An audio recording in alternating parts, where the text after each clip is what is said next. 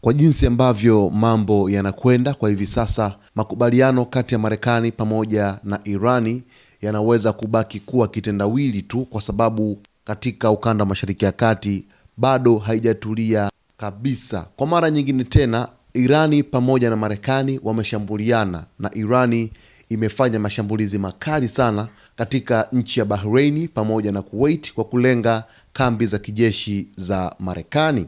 Sasa kitu ambacho kilitokea, mtazamaji, hadi mashambulizi haya ya makombora pamoja na droni ya Irani kulenga kambi za kijeshi pale Bahrain pamoja na Kuwait, ni kwamba Irani ilidai kuwa Marekani ilikuwa imefanya shambulizi dhidi ya meli ya mafuta iliyokuwa ikielekea Irani. Sasa kupitia IRGC ilisema kuwa ilikuwa imeonya mapema kwamba ingejibu uchokozi wa Marekani kwa nguvu zaidi endapo kungetokea uchokozi mwingine. Sasa ndio maana Irani ikarusha makombora kuelekea Kuwait pamoja na Bahrain.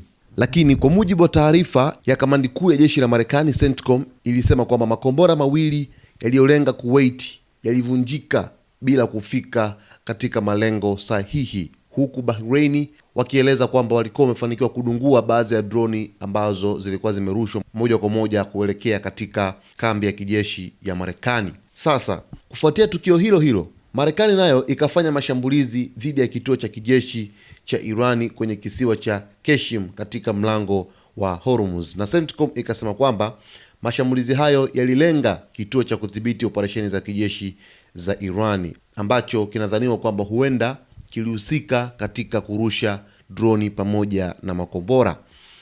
Sasa chanzo cha mashambulizi haya ni baada tu ya Marekani kuanzisha uchokozi kwa Irani. Ndio maana Irani ikafanya mashambulizi ya makombora pamoja na droni kwenye nchi za Kuwait pamoja na Bahrain kwa kulenga kambi za kijeshi za Marekani.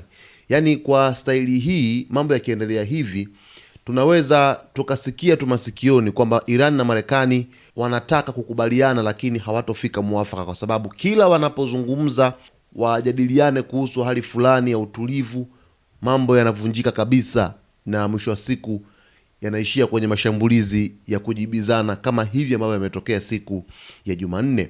Lakini mashambulizi haya pia yanakuja mara tu baada ya Irani kusitisha mawasiliano na wapatanishi kuhusu kuongeza muda wa usitishaji vita katika mzozo wake na Marekani pamoja na Israel. Japokuwa rais wa Marekani Donald Trump alizipinga sana taarifa hizo kwa sababu anaamini kwamba Irani inataka kumake deal na Marekani. Sasa hapa Irani ni kama vile anaanza kufanya mashambulizi ambayo aliyafanya wakati vita vinaanza kipindi kile cha mwezi Februari 28 mwaka 2026. Wakati vita vinaanza, Irani alizipiga kambi za Marekani kwa kiasi kikubwa sana kwa kutumia nguvu kubwa ya makombora pamoja na droni. Na kama kawaida, Bahrain pamoja na Kuwait ni maeneo ambayo kwa hivi sasa yanaanza kulengwa upya na makombora pamoja na droni. Utulivu ulikuwa sio wa kawaida kabisa. Kuna video, mtazamaji, ambayo unaiona hapo, ilikuwa ni interception za makombora pamoja na drone ambazo zilikuwa zikifanywa pale